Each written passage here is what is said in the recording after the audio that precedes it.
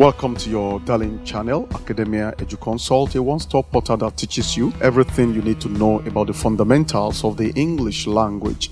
In our last video, we were talking about the verb, and we did say that the verb is the most versatile and most dynamic part of speech. In some contexts, we can actually use the verb to represent a whole sentence, like you have in sentences like go, sit, jump, dance. So in this video, we're going to be talking about the various types of verbs that we have in the English language with copious examples. What are the various types of verbs that we have in English? In our table of content, we are going to be looking specifically at 9 different types of verbs, and they include the transitive verbs, the intransitive verbs, the finite verbs, the non-finite verbs, the dynamic verbs, the state verbs or stative verbs, the intensive, equative, copular or linking verbs, that is the name for all of them. Then we have the reflexive verb, and finally we'll talk about the reciprocal verbs. Let's begin with the transitive verbs. When you talk about transitive verbs, they are verbs that indicate the transference of an action from the subject to the object. As the name implies, they are verbs that admit direct objects. They transfer action from the subject right to the object. So verbs that are in this category are referred to as transitive verbs. From the word trans, which means across, they carry a particular action from the subject to the object. So when you talk about the transitive verbs, they are verbs that indicate the transference of action from the subject to the object. You may look at the video on the direct and indirect object that we'll have in English language, and then you will get more clarity on that. Let's see some examples of transitive verbs. He killed a goat. We shall conclude the matter. I bought a car. The girl broke a plate. She will tell her life story. Now when you look at all these verbs, killed, conclude, bought, broke, and tell, they all transfer actions from the subjects of these sentences to the objects.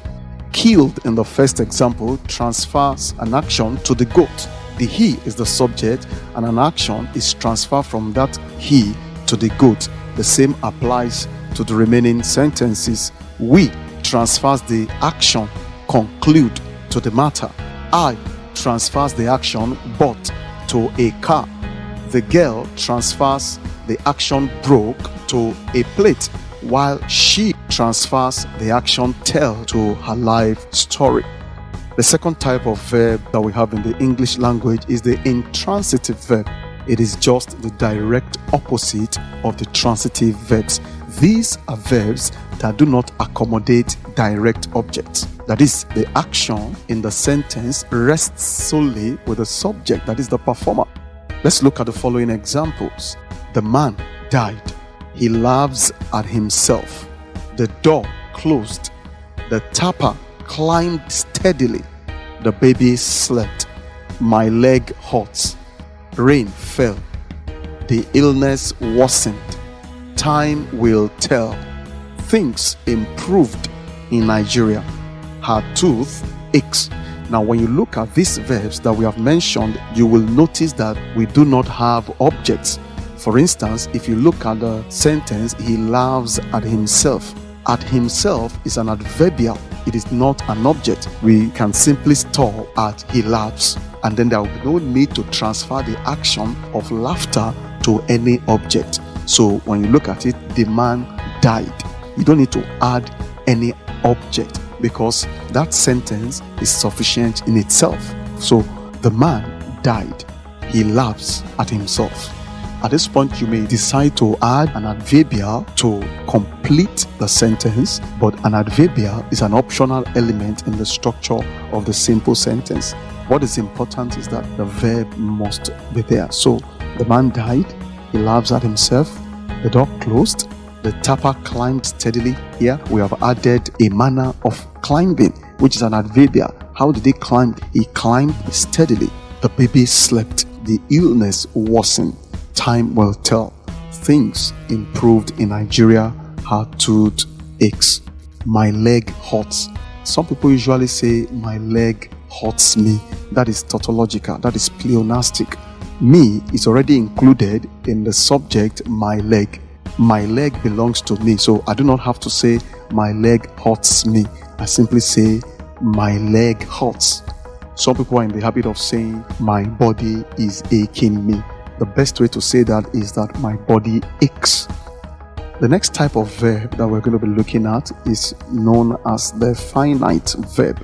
When you talk about the finite verbs, they are verbs that can indicate tense, aspect, agreement, and mood in the English language.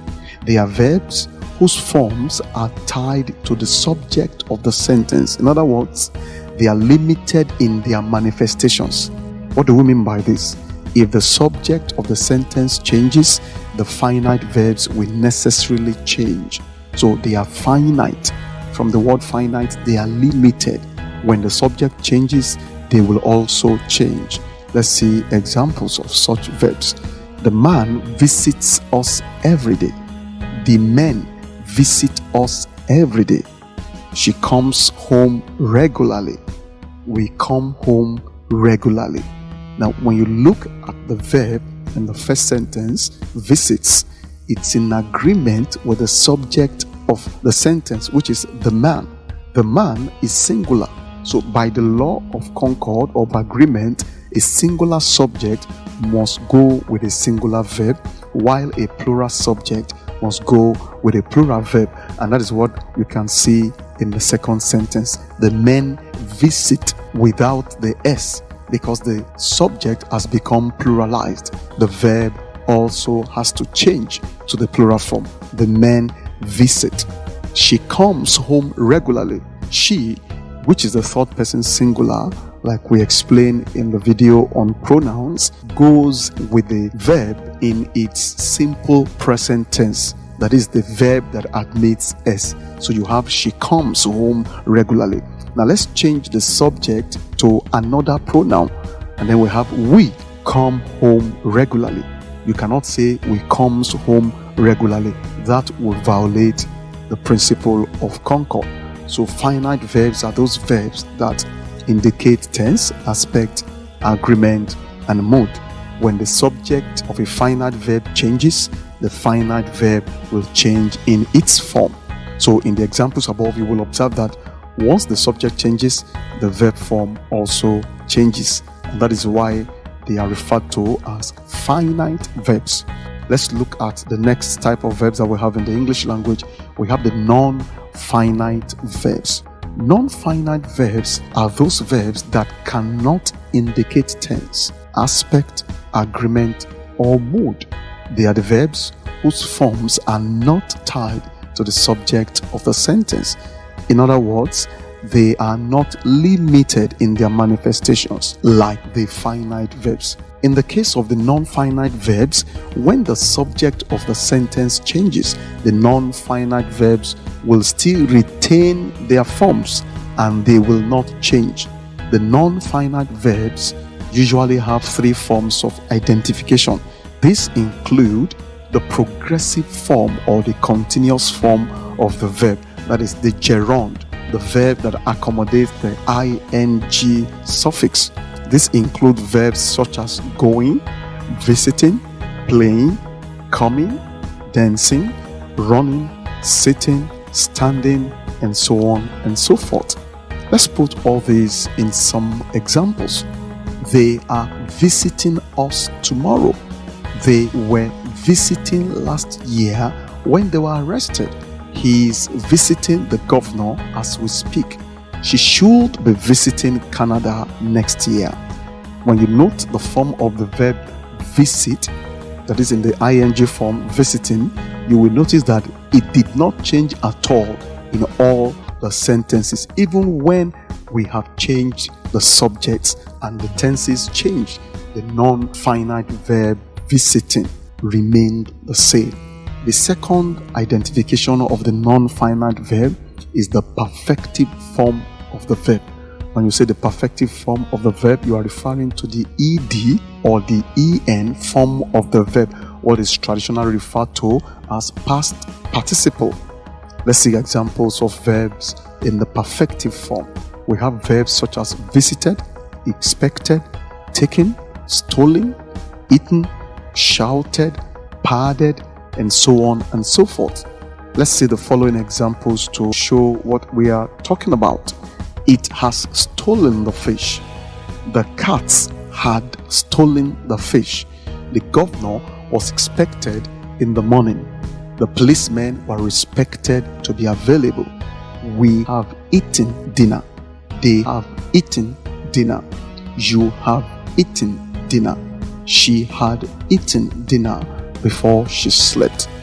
When you note the forms of the verbs stolen, expected, and eaten, you will see that they did not change in all the sentences, even when the subjects and the tenses of those sentences have changed. That is an example of a non-finite verb that is manifesting in the ed/the en form of the verb. Let's look at the third manifestation or the third identification of the finite verb, and this is the infinitive form of the verb. When you talk about the infinitive form of the verb, that is the verb in its base form, that is to plus a verb. You call it to infinitive. Now the infinitive includes verbs such as to eat, to sleep, to dance, to stand, to greet, to go, to draw, to pay, to collect, to travel, to sit, and so on and so forth. In the following examples, you will observe that the verb in the infinitive form did not change even when the subject changed. Let's see the examples. To play in the rain is what children want. What she can do is to see the captain. To swim in the pool is what she wants. What they can do is to see the minister. To eat lunch is desirable now for him. To go home is what we want. So you see the verbs, they remain in their forms even when other things have changed.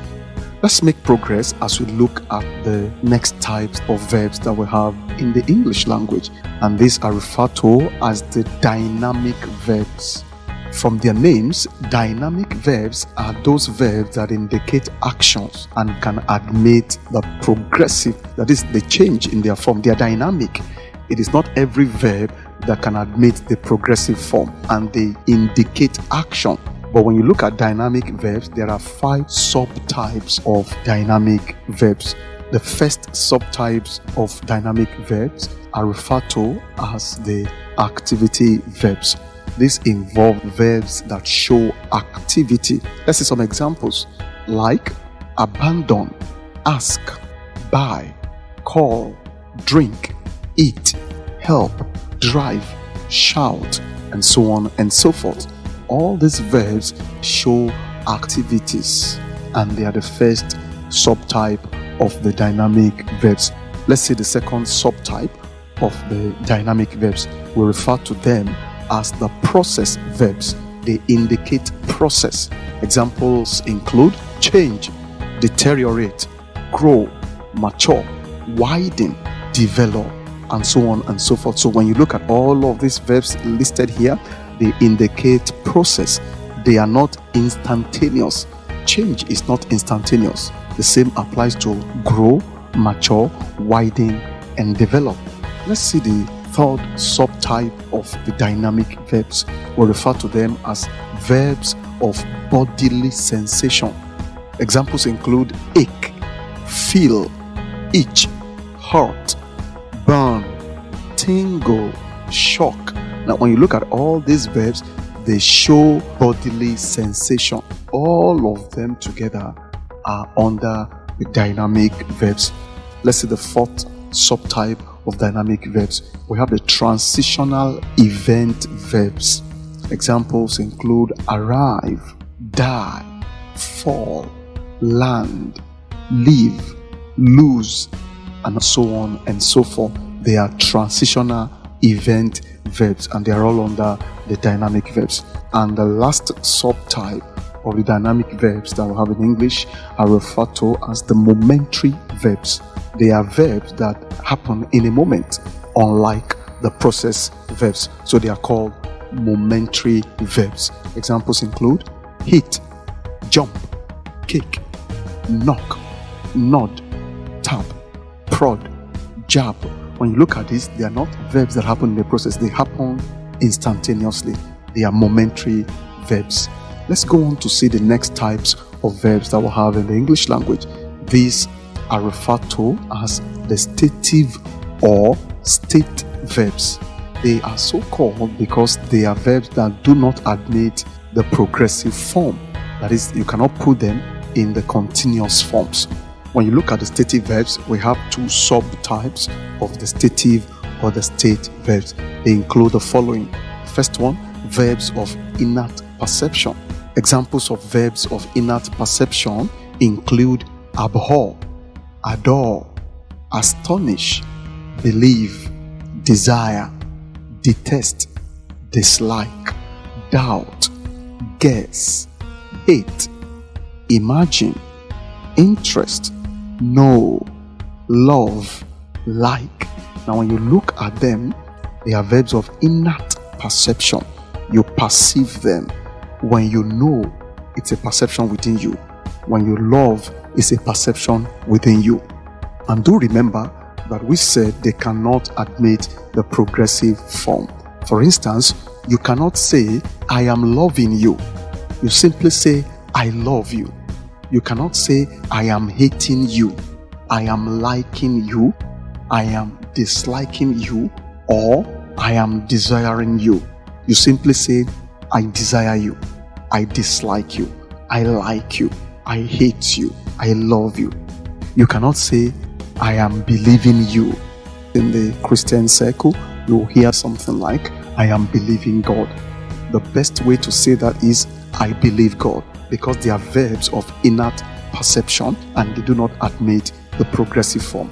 Let's see the second subtype of the state verbs or the stative verbs, and that is the relational verbs. These verbs are relational in their forms. Examples include deserve, equal, include, contain, and deceive. They are relational verbs. You can put them in sentences on your own and share them in the comment section. Let's move on to see the next type of verbs that we have in the English. They are called intensive verbs. Now they have some other names. They are also referred to as equative verbs, copular verbs, or linking verbs. Now these are verbs that simply link a subject and the complement that are equal to each other. In other words, any verb that links the subject to its complementation or attribute, that is, intensive complementation of the subject, can be regarded as intensive, equative, copular, or the linking verb. If you remember our discussion on the subject of the verb, we did say that a verb is much more than an action word, that a verb also shows state. Now, the verbs that show state are referred to as the intensive, equative, copular, or linking verbs. The be form of the verb is the most common of this type. When any of them exists alone as a single verb element, the verb is referred to as intensive complement. Let's look at the be form of the verb. We have be itself at the center, am, is, are, was, were, be itself, being, the ing, and you have the being, the perfective form of the be verb. So when any of the be form of the verb exists alone as a single verb element, the verb there is referred to as the intensive complement. Let's see some examples. She is a prostitute. He is a king. I am the captain. Now when you look at all of this, you have the is and the am. They are referred to as the intensive complement. They simply complement the subject. Equative verbs, like we said, are also known as linking, copular, or intensive verbs.